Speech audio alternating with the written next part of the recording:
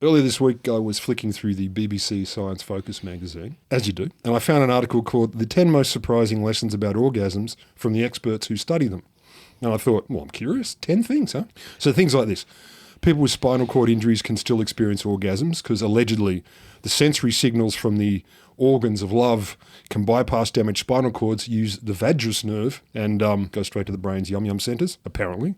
Another one, an orgasm can temporarily relieve pain due to chemicals and stuff. But what I like is when they were looking at this particular peptide, a vasoactive intestinal peptide, they said, the best we could do if we wanted to try and mimic it, we had to give higher doses of morphine to produce an equivalent effect in women. That mention men. Another one, orgasms can affect your consciousness. There's a whole bunch on, but the bottom line was, an orgasm's impact on the brain can be similar to that of an epileptic fit. That's fun.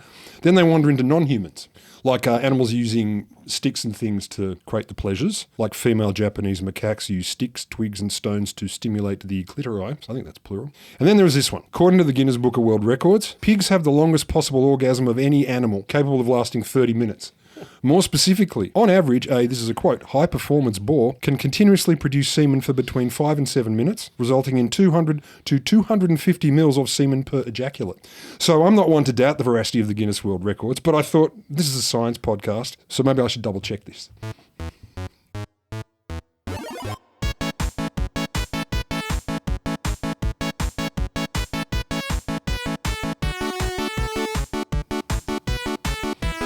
It's time for a little bit of science. I'm Will Grant, an Associate Professor in Science Communication at the Australian National University. And I'm Rod Lamberts, a 30-year psychom veteran with a mind, as is always apparent, of a 15-year-old boy. And today, as well as orgasming pigs, we also have some... You had $1 for every time you said that. Yeah, reasons tech is killing us yet again. I'm going to talk again about how I love placebos. I'm going to count some culture. We'll talk about the D factor. I've got a return of some zombie ideas that just love coming back. Ooh. And I've also got a public service announcement for those who need it. Those in the public service. Those, yeah. In the service of the public. Yeah, look, to be honest, I did not know how many times I would discuss orgasming pigs. Didn't you? Well, once. Well, no, you don't have to discuss every topic once. That's not a requirement of life. No, it's true. And this, we'll probably do like 9 or 10 follow-ups, obviously. Yeah, no doubt. 5 to 6 minutes. Look, I just want to put on my Charles Darwin hat, which I should be hat and beard. Like it should be a hat and beard combination. And with your arm around your cousin in a sinister way. It wasn't sinister. Well, it was the times. He had the intercourse with her. It was the times. It was the times. It were the times? It were the times. They were the times. Thems were the breaks. Yeah, your Darwin hat. Yeah, my Darwin hat, my Darwin beard. What is the evolutionary benefit of 5 to 6 to up to 30 minutes worth of orgasm time? I feel like you're vulnerable. I feel like if I'm having 30 minutes of orgasm, I feel like a lion is getting me in that time. Where are you having this orgasm? Well, indeed. Yeah, indeed. Indeed. Do you mean on the Serengeti or... outdoors... In a field? No, it's past May. We'd be fucking outdoors again. Like that's the as normal. That's the song. Your common yeah, I know it's a Northern Hemisphere song. We've got to have a Southern Hemisphere version. Before May. Yeah. You're fucking outdoors. Yeah, exactly. Anyway, 30 minutes, I would feel quite incapacitated, and I feel like a lion would get me in that time. They might not want you. You'd be like a dried out husk. It feels dangerous. It does feel dangerous. But it's not verified yet. It was claimed in the Guinness Journal of Records. No, the Guinness Book of Records is 100% accurate.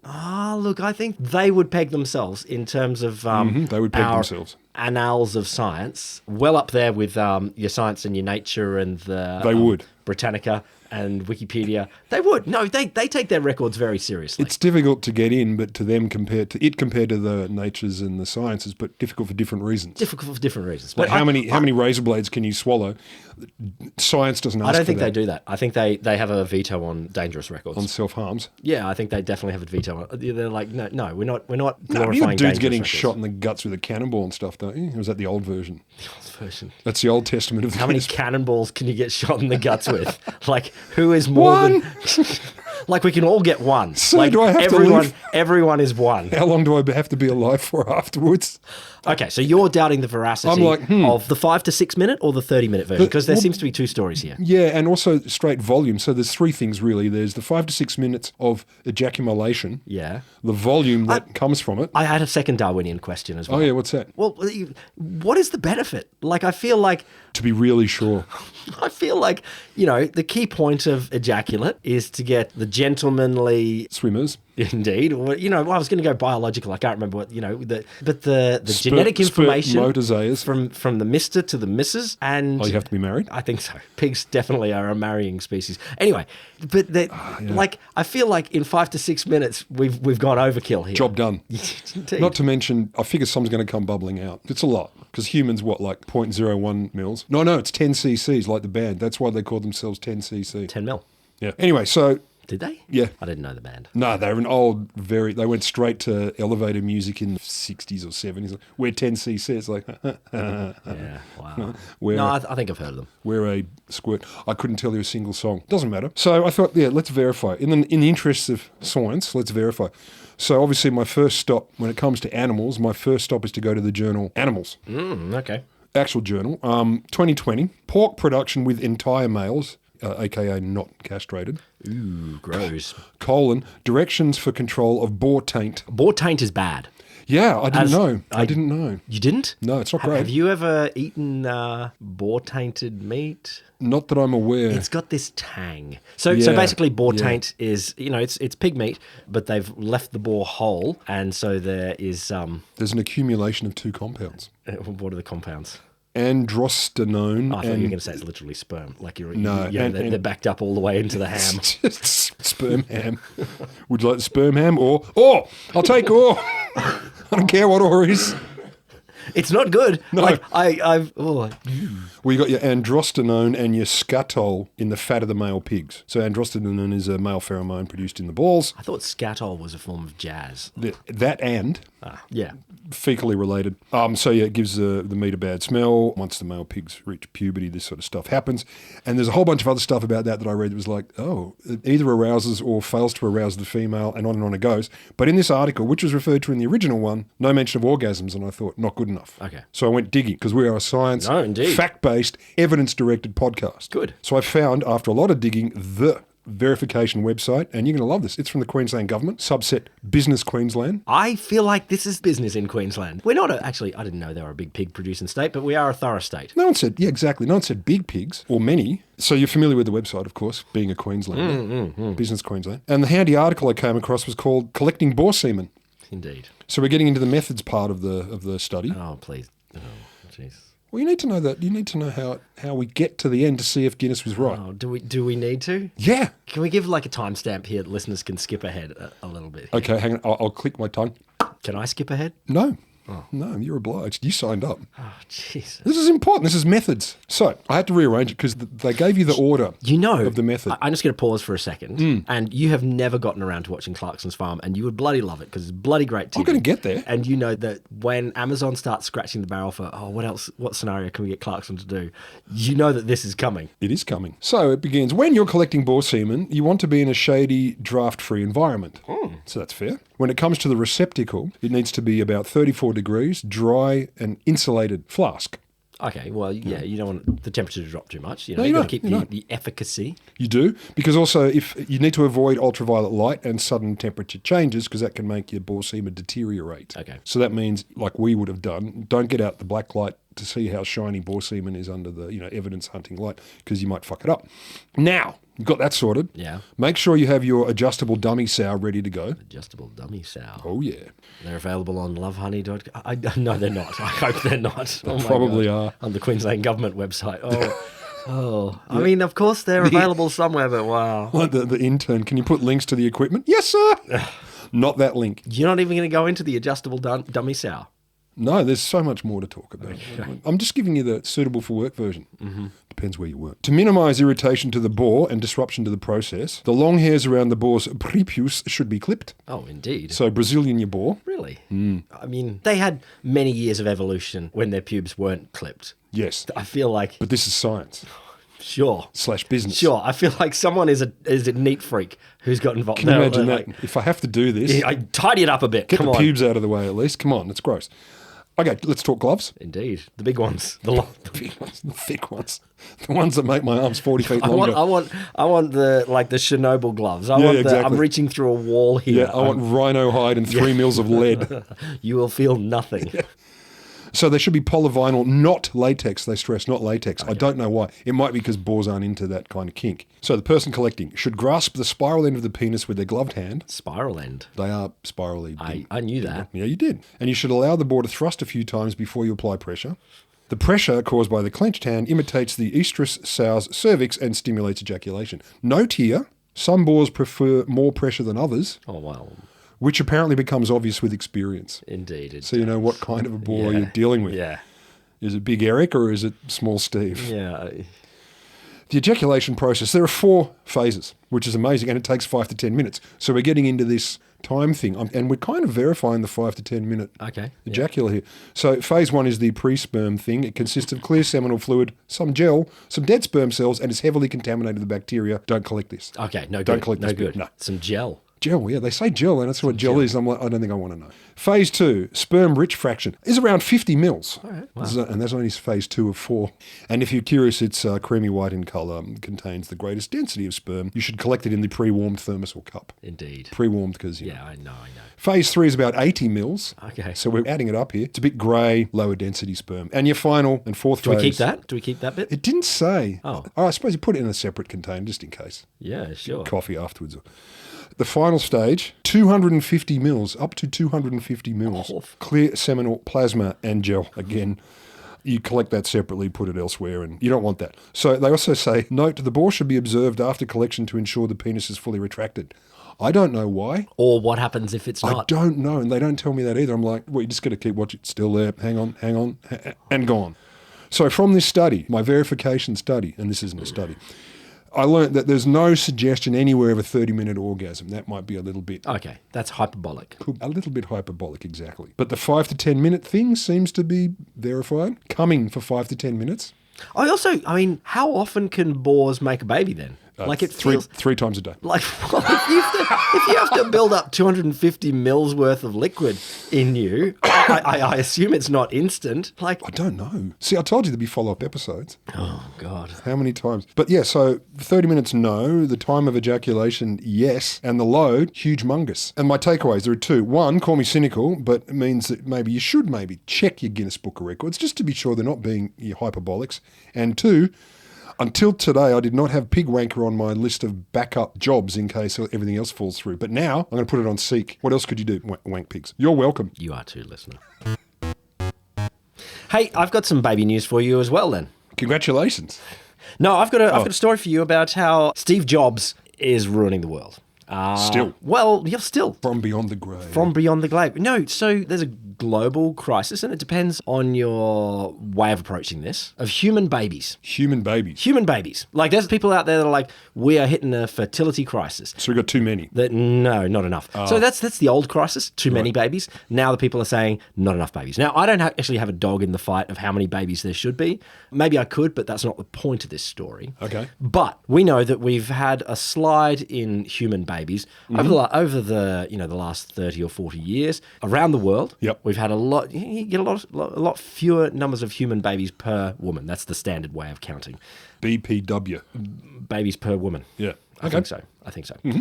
But actually, the interesting thing about this study is that there's a more pronounced effect that you can see from a very specific date. And oh, goody. And this is some researchers going 9/11. Oh no, we can blame Steve Jobs. Steve Jobs did this to us. So the US general fertility rate, and here this study is looking at the US, but there is a lot of parallels to this research all around the world. Yeah.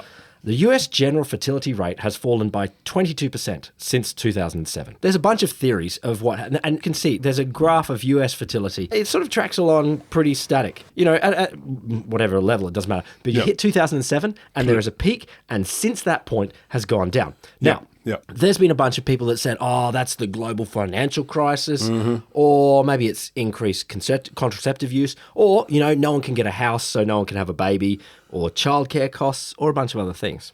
But these researchers are publishing in the oh no, I don't have it's the National Bureau of Economic Relations. Doesn't really matter. The Journal of Research. And this actually comes out of an undergraduate research project. Reckon no. You can point to a solid amount is literally the iPhone. Not even blaming other phones, not even blaming social media, That one. not even blaming anything else. So what they did, so their argument is that the US rollout of the iPhone, which was the first modern smartphone, happened from June 2007 through to February 2011 when it was only on AT&T. Oh, yeah. And so what they've done is they've looked at birth rates in different areas where there is AT&T coverage and not AT&T coverage. Fabulous. And then they've tracked the decline in the birth rates. Yeah. And then they've done this entropy balance Poisson and synthetic difference in difference event studies. That would have been my guess. They imply access to the iPhone reduced births by 4.5 to 8% at ages 15 to 19. Well, good. And indeed. And many would say good. But then later on at later ages, you're still getting significant declines.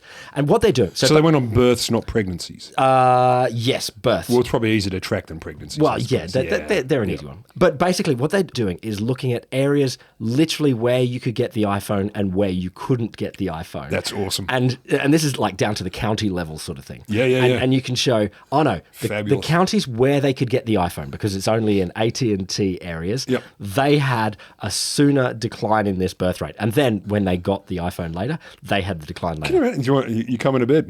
No. Well, look what I've got. But that's the thing. I mean, so then they're like, okay, overall, the diffusion of the iPhone explains, and this is a shocking percentage here, 33 to 52% of the decline in general fertility. Fabulous. Like that is wild. Demographers are like, no, normally we look at 1 to 5% sorts of things, and that's like housing and And so being able to point to a decline and saying, no, it's suddenly they all got these smartphones. And so they're like, okay, is it because they reduce in-person interaction, increase pornography use, and, well, reducing sexual frequency obviously would be the birth. That's not a cause. But, no. But I'm just sort of blown away that you could point to a county by county and area by area sort of mapping to say, oh no, when the iPhone came in, that's when a decline started to happen. Now, unless there's a hidden co-variant that we just can't see. But that seems pretty unlikely. Oh, what could it be? I mean, obviously, the iPhone unlocked a bunch of other things. iPhone and then smartphones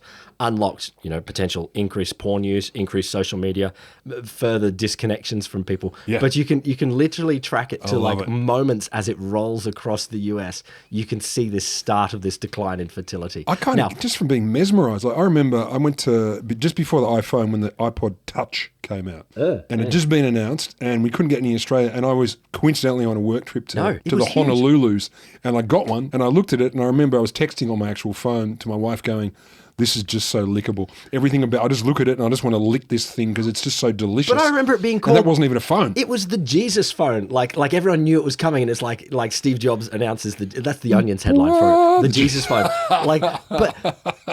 But it's fascinating. Like, I really do think that smartphones and the internet and social, it's a bundle of technologies, have done huge things to society. We all know that.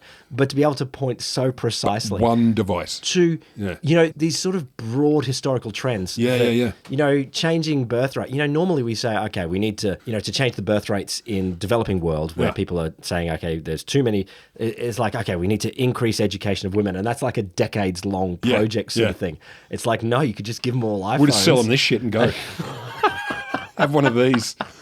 So I don't know what to do with that, but wow. I think it's great. I love it when these sorts of things are actually pretty damn clear. Yeah. There's a part of me, a percentage says, look, maybe it's something else. I don't know what it is. I'm sure demographers would say, no, that's undergraduate research. So inherently, no, demographers love their undergrads too. But anyway, blows my mind. Do you like placebos? Are you a fan of placebos? I mean, I think they're interesting. The 90s band? Yep. I love them. No, of course I love But they were placebos. called the placebos. No, they weren't. We are the placebos. No, of course I love a placebo. If it helps me, and, I'll take a little sugar pill if it increases my whatever. Whatever. Just take, Yeah. you roll the dice. What does this sugar pill do versus Some sort that of sugar whatever. pill? Who cares? A random placebo. I think they're fascinating. Placebos, nocebos, they fascinate me and they always have. Yeah. I think it's such an interesting psychocultural phenomenon, psychosociological sort of phenomenon. I really, explaining them, having a full account of the placebo, that is, that's going to be a fascinating work of science. And I wish we were better at them because this is one reason. So a recent study from the Università Cattolica in Milan. So 3 authors. They say there's an established line of research in which we analyse the role of the mind in the aging process. But until now, they say, no research has investigated whether a traditional placebo could influence abilities that naturally decline with age. Wait, slow down. So, okay. So aging and the mind, where is the placebo here? Oh, we'll get to that. Okay. That's what they're saying. Like, no one's really looked into, can a placebo have an influence on the way, cognitive decline, physical decline, etc. Okay. With older folk. Okay. So this is a cognitive decline sort of thing. And physical. They're talking both. Yeah. Physical and cognitive measured in a number of ways. And this study, they say, is pretty special because they had 2 kinds of placebo. They had one they called an open placebo, which is where the recipient is told, this is a placebo. Okay. Yeah, no, I think that's good. You're going to do that. Fake one, or the deceptive placebo is, this is a pill, it's good for you, but it's This still is fake. General anti-aging? Yeah, this is good. And both of them are the same non-active stuff. They're not doing anything. And then you've got your control group. So they've got 3 groups. And the control group not doing anything. Got nothing. They get nothing. So we're not testing this against an actual medicine here. No. We're just testing placebo, and nothing. Yeah. Hence the placebos. Yeah. That great band. It's got to be the cheapest form of medical trial. It really does, doesn't it? Like, what do you give them? I don't know. What do you got left over? Flour. Yeah, Tic Tacs. And they wanted to look at psychological, cognitive and physical functions in older adults who are living out in the world, so not in homes, etc. Yeah. They're literally seeing if the benefits of giving these people pills and saying this is a placebo differs from not a placebo, etc. Which so far I'm like, cool, very curious. So they got 90 healthy older adults and broke them into the 3 groups, no treatment, deceptive placebo and open placebo. Yep. So the deceptive, they were given the pill and told they contained active ingredients designed to improve well-being and physical function. Yep. This pill will help you with that. The open one, they gave them the same inactive pills, but they said these pills are a placebo. And here's the bit I'm like, they added that could still trigger beneficial mind-body responses. And I'm like, hang on. Yeah. I'm like, look, I haven't done one of these studies, but I assume there should be language around which you say, there's no active thing, but maybe you might get a placebo effect. You could say something like that which says is sort of placebo is a known thing, but not based on activity. But I'm like, I think they should have just said these are placebos. But I suppose they had to kind of hint at them making you feel that what they're gunning for. So 3 different groups. Before the study period, there was a bunch of questionnaires about perceived levels of stress, psychological well-being, sleepiness, fatigue, optimism, self-efficacy, stereotypes about aging, a whole battery of stuff, and also what they called objective measures of short-term memory, selective attention, physical performance, etc. So it was before the study period. Then you had 3 weeks of study period, so pill, no pill. Same tests again to look for changes. So they said both placebo groups experienced gains in cognitive and physical performance over the control group. Wow. So both groups better than control. Yeah. So even when they were told this is a placebo? Yeah. Did better. Let's get more specific. So physical performance, the deceptive placebo group, so the ones who weren't told it was a placebo, they overall in physical performance 7% better as measured by measures. Yeah. The open placebo group, 9.2% better. They did even better. Even better, which is apparent. It's statistically significant, allegedly. We tell you it's a placebo and have this bullshit that won't make you any better. I feel even better than they do. So that's physical. Cognitive performance scores, there's a bunch of different tests, so there's a range of scores. Deceptive placebo group, normal. They increase by between 13 and 15% across the different tests. The open placebo, the people who were told, between 7 and 22% increases. Wow. And you're like, what the fuck? And stress levels in general, open placebo had lower stress levels than both other groups. This is weird. Isn't it? Strongest improvements were generally seen among people who knew they were taking a placebo. That's so cool. It's fucking wild. So the researchers, they're like, these are significant effects. It's comparable. I love this. comparable to those seen in some experimental studies on physical activity and effects on physical performance and cognitive training, particularly memory. So sometimes the open placebo in particular did better than actual interventions. What This the is fuck? this is the nothing pill. It will do nothing. Oh, it did for me. Fuck, we did a lot, though. Bloody great. There's a whole lot of nothing, and I'll take some more. Like, it's just, it's mind-blowing. We are so broken. Yeah, just, I know. you know, flipping to an entirely different world. You know, the whole world of economics is based, you know, the big debate is between the rational human, you know, we make rational decisions, and actual people. And actual people. And oh my God, we are so far from rational as a species. But we're so bad at harnessing that. You can literally say to someone, this will do nothing. And they're like, But here's what it'll specifically do nothing for. And I got better on all of them. And who'd you get better than? Every other bugger in this test. I mean, what the hell? What the hell? I know. And for me, I'm like, great. Whatever it is, I don't care if it's open or deceptive placebo, just do what works the best. I wonder if there's can we best. use non-placebo, like this is a fake pill? Non-placebo is called a drug. No, I get that. No, yeah, that's true. No, but can we use open placebos to do other things? Can we say, Probably. you know, this will help you have a better relationship with your husband or Probably. wife? You know, like it's a placebo, won't do anything, but my God. Yeah, here's a pill with no effects. However, you'll have better work. You'll feel great about You'll doing get a this promotion thing. soon. Take the pill. Yeah. Fuck, do that study. Jesus Christ. I'm guessing you'd like to be a participant, right? No, well, look, I mean, generally, that'd be hilarious. I think it's fascinating. Like I said, they've always fascinated me. That and also culture-bound syndromes. Yeah, no, it's clearly a relationship to a culture-bound syndrome. And I'm just saying similar Placebo, idea. yeah, similar idea. Placebos are universal, aren't they? Like they work in every culture. I believe there's variants. Yeah. There's, that's messy. That's a whole bunch of other That's a question stuff. for without notice. And for the next 50 other episodes. Yeah. The thing that I found interesting, so for me, it's like, I don't care whether it's a deceptive or an open placebo. Both of them in many cases made things better. So great. But what the researchers reminded me of is that it's the ethical angle on actually telling people they're getting a placebo as well is obviously more potent. It's much more, we're not even bullshitting you here. Yeah. But for me, I'm like, I didn't really care until then. I was like, oh yeah, good point. So actually saying, this is horseshit. Anyway, you're going to feel better, or you might feel better anyway, and you just bloody do, which I think is wild. It breaks my brain. It just breaks my brain. No, and we should be better at this. What we're really good at is nocebos. We're great at making ourselves sick with our brains, but we're shit at making ourselves better with our brains. But I think, you know, what is the branch of science that really solves the placebo? You know, it's such a Placebology.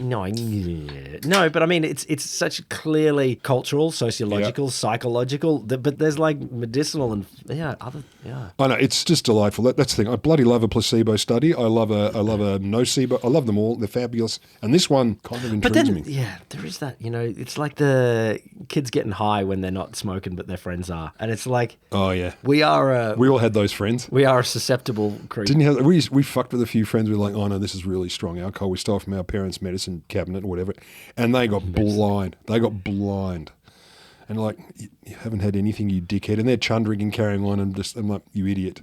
I don't know why you would do that. Because it's a dickhead. I was 12 years old and a bastard. I mean, we all were. We were just curious. We're just naturally inquisitive people.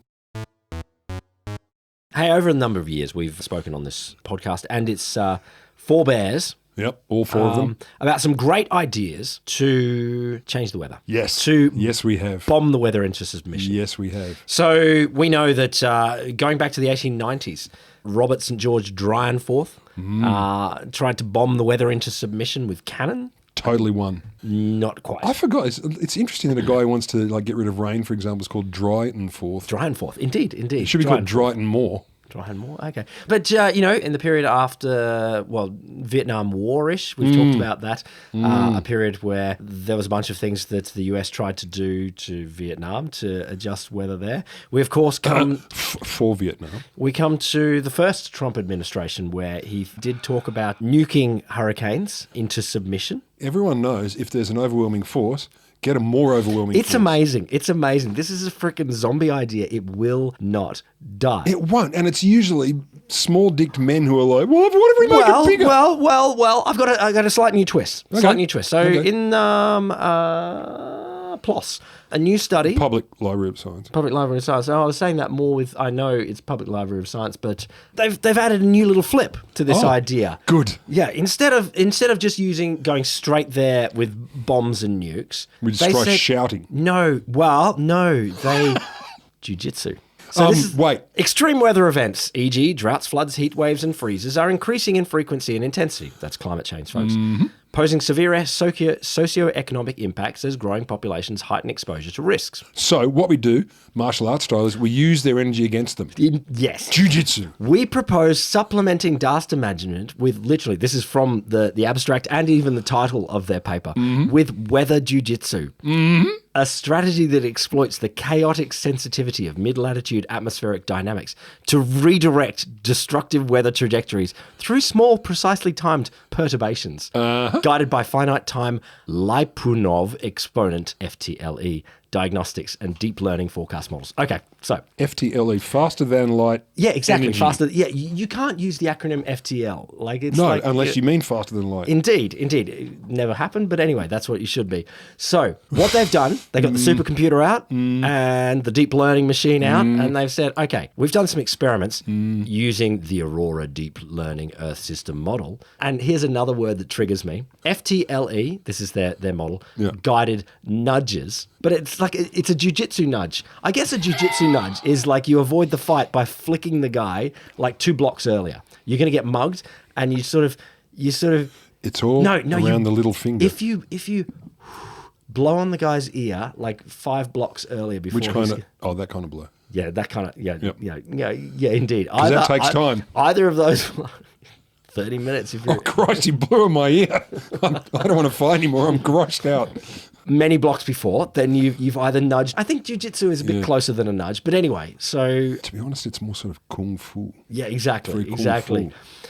But anyway, using the supercomputer, we can apply a nudge days before peak impact, can shift a hurricane to avoid landfall on a major city, weaken the peak intensity of a blocking-driven cold extreme, Obviously. and reduce atmospheric river moisture transport. So this is all... I've got a feeling I know what the nudges might be, but carry on. Look, this is all computer modeling based on stuff that is already underway. So Japan is doing a bunch of stuff to demonstrate weather modification. China has the world's largest...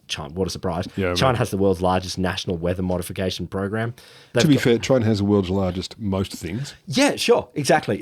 Yeah. Large-scale cloud seeding proceedings. I think the United Arab Emirates also does a bunch of rain enhancement operations, which... Then why is it all desert? Indeed. Like, I think they have not achieved... We got rain. Fuck, it's all mud. Carry on. So their argument is, you know what we need to do? Instead of just, willy-nilly firing a cannon at the clouds or dumping a nuke into the hurricane, if you jiu-jitsu it much earlier, you can just do a little bit of a nudge. Can I clarify? So precisely fire a cannon or... This is What is the most, nudge? What's What's the physical mechanism? Okay, so the physical mechanism, it's stuff like the silver iodide or salt, Cloud seeding and cloud shit. seeding, or the snowy field experiments. That's another silver iodide one. Or my favorite was laser lightning control. Hell Basically, yeah. you fire a bunch of lasers to concentrate on a point, and then the lightning all goes for that point, and then I think it nudges things. Lightning gets mad with other light. That light is more concentrated. Let's fuck it up. Or it uses up its energy on one side of the storm or something, and then it shifts to the right a bit. I don't... Does it? So lightning goes to a cloud-level focal point created by multiple ground-based lasers. Does it? Rather than to the ground, leading to a significant concentration of heating at the focal point. So Theoretically or actually? No, we know the lasers and the silver iodide do have effects. Sure, What they're they do. saying is you break out the supercomputer Yep. and you model things early enough in advance, and you do the jiu-jitsu early enough in advance, and you sort of fire the laser when the... Graze the edge of the force and move it to the side. I love... there's a bit of me that says everyone comes up with this idea. What if we could just control... And there's a bit in me that says, well, jiu-jitsu sounds cool for it. Doesn't it? It's just like use your opponent's strength against him. Here's my question. I mean, I have many, or comment. Take it as you will. So you're on an area on the globe, however big it may be, and a force of weather is coming towards you, and you nudge it left. It goes somewhere. Towards New Zealand. Yeah, it goes somewhere. Sorry, New Zealand. You fucking nudge it. You're off. So they nudge it again, and it nudges somewhere Samoa. else. And then someone else has nudged the other direction, and So they you're bang saying, together. You're saying sacrifice zones. Like the world has... That's the trick. So we gradually nudge everything to the sacrifice zone. Yeah, so if we're in the Pacific, like, sorry, Numia, but your history, we're going to... You know, 100%, 100%. I did love this diagram. Like, I don't know if I call it a diagram. It's a flow chart.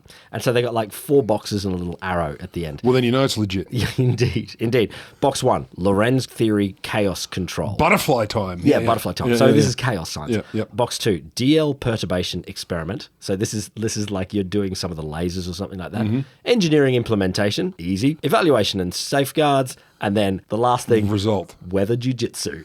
Okay, so here's what I'm hearing. South Park, underpants gnomes. 100% It really- underpants gnomes. And then we have weather Yeah. jiu-jitsu.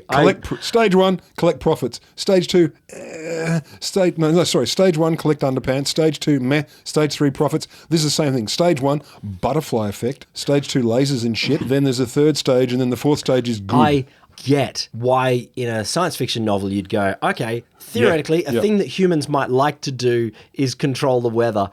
But then, you know, it's this thing, it's people not actually listening to science of how complicated the fucking atmospheric system is. Like it is just... This is the thing, you nudge it, it goes somewhere. Indeed. It doesn't just nudge and stop unless you use your lasers to blow it into space. I mean, like... we nudge all hurricanes into space. Yeah, like, up your pop. Up your pop. Up your pop. Off to the moon. Yeah, come back. And if there's anything good left, bring it back. And there was one thing. It's like it only requires 2% of the total energy, and it's like remember of the system, and it's like the Come on. But remember, the amount of energy in a hurricane or a cyclone is orders of magnitude beyond nuclear weapons. Like these. They're like a 7. They have shocking amounts of energy in them, and it's just like, well, it only needs 2%. Like 2% of 10 billion biggest bombs is a lot. So it's a zombie idea, and I love that our friends out there in science are continuing to invest their time in thinking about it. Are they scientists or engineers? I mean, I got a little public service announcement. good. Should I stand up? Well, no. Should I lie down? No, not really. Hide under the desk. No, this one I just wanted to boost a campaign from the European Southern Observatory. Now, these are not the only people to run on this campaign, but they've just got a new study out that is really, it highlights something that I was like, oh damn, that is pretty wild, and it is something that we probably as a world should start thinking about. Cool, that narrows it down. So, yeah, I know. There are too many satellites, and the number is going wild. But as I understand it, to be fair, there are only a shit ton too many already. So there's 14,000. Is that all? Roughly. Up there. Now I don't know if that's how many are up there, or some have come, or how many have been launched. But it's not going to be wildly off that. Yeah. But more satellites have been launched since 2019 than in the 60 years previous. Yes. So we had 60 years, Sputnik to 2019, and then 2019 to 2026. Starlink, and off it went. Yeah, in bloody deed. And here's the thing. So there's 14,000 up there, but there are plans out there in the not too distant timeline to go way more, 100 times as many. Fuck me. So a couple of companies and a bunch of others, of course, have plans for, in the horizon, 1.7 million satellites. Now, so this is kind of an accidental Dyson sphere. If we keep doing it, we're going to have a fully enclosed planet. Well, I'll come to that. I'll just, two of the big companies, of course, you mentioned SpaceX, or you mentioned Starlink. SpaceX doing a couple of things. One is the Starlink internet provision, which I've got to say is a lot of pros. Of all of Elon Musk's things, that is a very positive one. Bringing internet to it's brought a lot of places good. all around the world. Brought a lot Absolutely. of good. It's true. They've also got plans for space-based data centers, which... No, that's fine. Well, I'm sort of like, the world probably does need data centers. I know there's a big politics around data centers, and maybe putting them in the space, you get free cooling. I was going to say they use less water. Yeah, they've got and if that. they didn't, it's pumping it up. There's a bitch. I think China might also have some data centers going up into space as well. Yeah, it's wild. But anyway, they've got like 1 million of those planned. It's like 1 million. What the? Million. If 14,000 is an issue, I know. Well, I know, and I'll come to the issues in a sec because it's worth saying. Yeah. But there's also Reflect Orbital, which is it's a startup at the moment, but they have solid plans to launch these mirror satellites to to beam sunlight down onto Earth. No. So in the spot where it's beaming, and it won't be huge. It's not like all of the Earth. Oh, okay, then it's fine. it's only like the spot that it's beaming, it will only be like a few kilometers around, will be 4 times brighter than the moon. That can be bloody bright. At the full moon. That's This very bright. That is a lot of that's eye pain. Yeah, exactly. And even not in that spot, like if it's in the horizon, it'll be as bright as Venus. But anyway, satellites, we know, provide a lot of benefit. Sure, absolutely they do. No question. Monitoring the world and providing communication, they have done a lot for us. There's problems with space debris. We've all watched the movie Gravity, and I watched it again recently, and I'm like, I don't want to be up in space and get ripped apart by other satellites. And then suddenly you're Sandra Bullock in her underpants. Yeah, there's also, we can all just dwell on that for a second. Environmental impact of the launches, of course, but also this is the European Space Observatory. They're like, okay, but the big one for us, if light pollution. And they did this thing. Which is better than heavy pollution. So what they've done, their new study has modelled what this new satellite regime would look like, and it's mind-blowing. There would be, in some places, for a large fraction of each night, hundreds of satellites, if not up to several thousand, which is similar to the number of stars seen with the naked eye in good conditions. Jesus. So from any point on the Earth. Not any point on the Earth. It depends where you are on the planet. But remember, the satellites want to cover places where people are. So on good conditions, and that means like you're out camping in the bush, the forest, if you're in a non-bush dwelling country, you can see a few thousand stars. I think it's up to 10,000 if you're like in a mountain, it's really clear. That's the sort of number you can see with the naked eye. They're saying, we're going to get to a place where you won't see stars, you'll see satellites. So you're doubling the number of dots. No. You're blocking them out. You're blocking them out. Jesus. You're blocking them out. So you would see the dots of the satellites, and they would then have a little aurora around them that sort of makes it so you won't see the stars behind. So this is literally, astronomers are like, we want to see the shit behind. We want to shit it's going to be really annoying to us. Go into space, you lazy bastards. Yeah, come on. But, as you were saying, like a human-made Dyson sphere, this is literally something where we're going to cover ourselves in satellites. And there's no regime to stop this. No. There is no governance of satellites that say we can't put any more up. Are you suggesting it's difficult to get international agreements for things that go beyond countries? So SpaceX has done a little bit here to attempt to make them darker so they don't reflect sunlight. The big point is they're reflecting sunlight. You can do darker coatings or something like that. But still, like it's multiple orders of magnitude, more satellites up there, and it will absolutely change how we look up at the sky above us. I read something about this just today. Vanta Black, the blackest paint in the universe. I think it's Vanta Black. Vanta, that's what I meant, Vanta, which is not Fanta. Yeah, the Vanta Black being the Nazi version. Yeah, and a tad orange. Yeah. Vanta Black, they're talking about they being, the ubiquitous them are talking about coating satellites with it. That is literally the reason. If we do that, that is a benefit. Now, that doesn't solve some of the other problems of satellites, space debris and stuff like that. And actually, if I'm firing a rocket out there and it's like, I got to dodge. Like, damn it, I clipped another one. How do I do? But fair. Well, that's someone else's problem, not mine, or a computer's problem. Maybe you're going to weather Jiu-Jitsu them or something like that. But it's like we're going to a world where suddenly we're covering our skies, our night skies with satellites. And also, if you want to Vanta Black them, getting up there to paint them is not easy. Indeed. Not easy. You imagine the tradie. It's like, You want me to what? Nah, it's going to cost you double, mate. Yeah. Double, mate. You reckon 2 weeks? I'm thinking 4 at least. So, look, you can get out to your local member of SpaceX. My local space member. Your local space member. And your orbital representative. I think the space member is available on Love Honey as well. But anyway. It is. A little bit of science is your little bit of science. Yes, science tainted, maybe we should call it. Like Boar Taint. Exactly. Science taint. Exactly. Science taint. Slightly rubbed by science. But if you like it, if you like this, and you did, what is it? Like, subscribe, share, give us 9 stars. Send us an email. Send us an email. Yes, we love the emails. We love the emails. Where? Cheers at a little bit of science.com.au. ALITTLEBITOFSINCE. Christ, I dozed off. .com.au. There you go. You've forgot to spell dot. DOT. I don't think you spelled dot. I do.